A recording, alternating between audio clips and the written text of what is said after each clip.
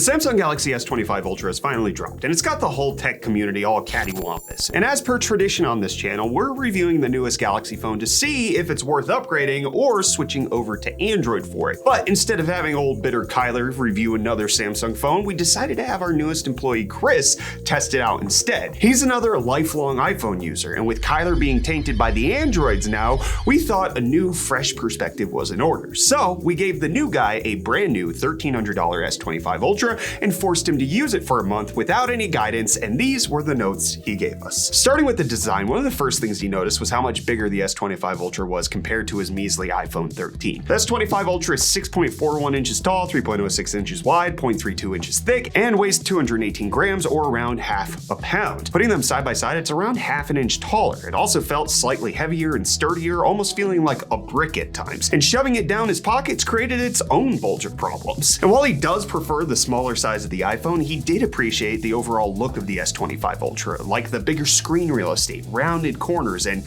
mint green color. I made sure to check with him what color he wanted first. But one thing that felt off to him immediately was the volume and power button both being on the right side of the phone. The amount of times he instinctively pressed down on the left was staggering and something he needed to get used to. And the new guy didn't even notice the S Pen stylus was included until Kyler pointed it out to him a couple days after using it, which really made us question why we even hired him in the first place. Okay, he wrote this script, so he wanted me to say that for some reason. What the heck, Chris? I'm glad I heard you. But jokes aside, the S Pen is a neat feature and can be used for a variety of practical reasons, like quickly writing notes, circling anything specific you want to look up on Google, or wanting to send a message to your friend across a room. The S Pen used to have Bluetooth functionality with the S24, but was removed because apparently only 1% of people actually used it. But being able to use your pen as a remote to help take photos and videos from afar would have been nice to have. If you're someone who owned a Nintendo DS and liked using the stylus then, you'll probably like this feature now. But for someone like him who constantly lost that, he preferred to just use his fingers instead. And when it comes to switching over to a new operating system, there's bound to be some growing pains, especially after being used to Apple's wacky UI and design choices for so long. And that's exactly what happened to him. A lot of the features built into Android felt a bit off at first, but started to become more instinctive over time. This might just be him fizzling out the Apple brainwashing from his noggin, but something that was nice to use again was the home button. Apple switched over to swiping gestures ever since the iPhone 10, so seeing Samsung stick to its roots and keep its dedicated bottom buttons was nice. I don't think he knew that it's an optional feature. You can turn it on or off in Android, but having a home, back, and open app page button was something that he appreciated having. And while accessing the home screen and open app page on the iPhone isn't inconvenient, having a dedicated button was far better than using Safari's built-in one. And another thing he noticed was how similar some of the UI designs were compared to iOS. Scrolling down from the top right of the screen still opened the control center, and the same for the left side with the notification page. The widgets and customization options all look similar too, and the multitasking pages were practically the same, swiping up to close an app. But Android did have a close all option, which was neat instead of needing to close each app individually. This is something Apple forgoes because it frankly doesn't need it. iPhones are powerful enough for users to open as many apps as they want and not have it affect performance whatsoever, especially with their sleep functionality. But if you're not one of those lunatics who doesn't close their Google Chrome tabs, you'll appreciate this feature. Another thing he enjoyed were the plethora of passcode options, whether it be a PIN, Face ID, fingerprint, that puzzle pattern thing, or a regular password. Having a bunch of login options was nice to have.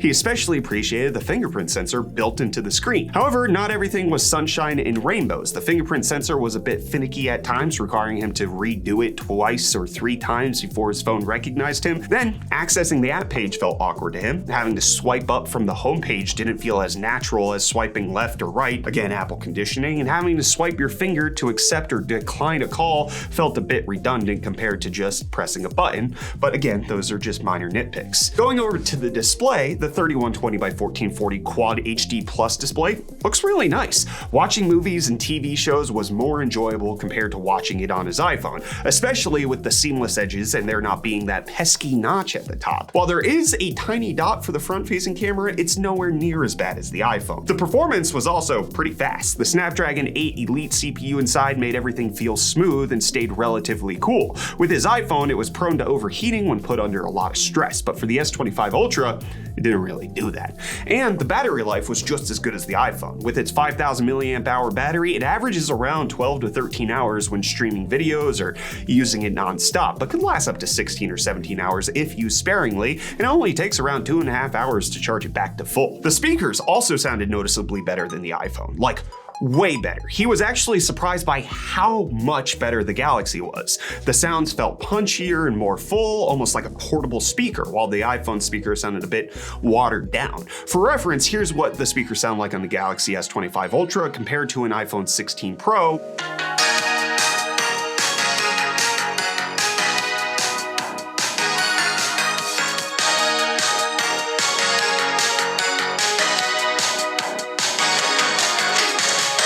He jokingly compared it to having to use Beats headphones for your entire life and thinking that was normal, only to upgrade to a pair of Sennheisers and experience what good audio feels like for the first time. Almost like flowers for Algernon, but for his hearing. But while the speakers are great, the one thing he hated was how much of a hassle it was to connect his AirPods. Now, I'm gonna talk about his AirPods experience, but I've also been on my own journey recently of trying to figure out if there are very good alternatives to the AirPods in the Android ecosystem. I've done plenty of shorts on this, and there are plenty that are good. The only problem is they are definitely expensive. I tried the Galaxy Buds 3 Pro, and they were okay. They were definitely worse than the AirPods Pros 2. And for this review of the S25 Ultra, I didn't get him headphones, so this is with his personal experience. Obviously, you can get different headphones that work more cohesively with Android, but this man loves his AirPods, never leaving the house without them, so not being able to easily connect them and use all of its capabilities was a major blow for him. This was actually one of the biggest reasons why he didn't want to switch over to Android in the first place. But on a more positive note, the one thing he was most excited about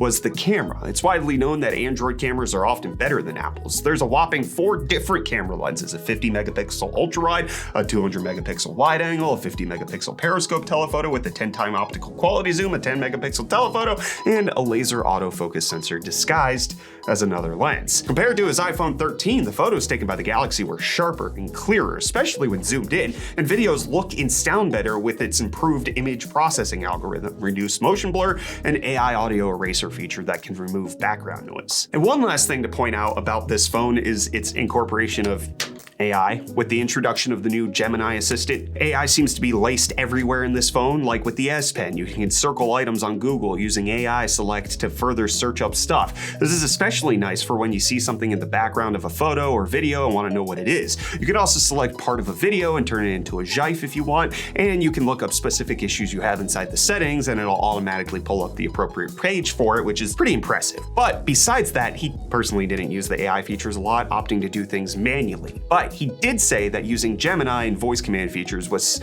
still less frustrating than Siri, so that is something. But with all the compelling features of the Galaxy S25 Ultra and this being a flagship phone and him having the regular entry level, was this enough for him to switch over to Team Android? Well, no.